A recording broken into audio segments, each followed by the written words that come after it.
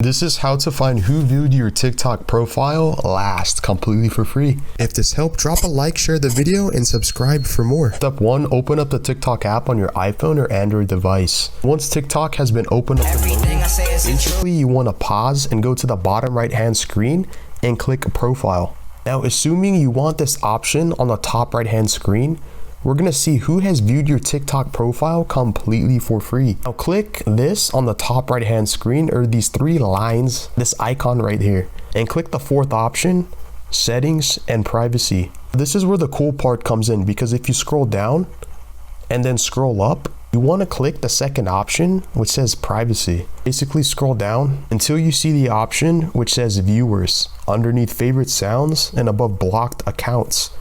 It should be colored blue because it says this will see who viewed your profile in the last 30 days, only on TikTok. Now click that. Now no one can see your profile. Click it, click back, refresh your page, and now you can see who has viewed your TikTok profile in the last 30 days. In this case, I don't have anyone.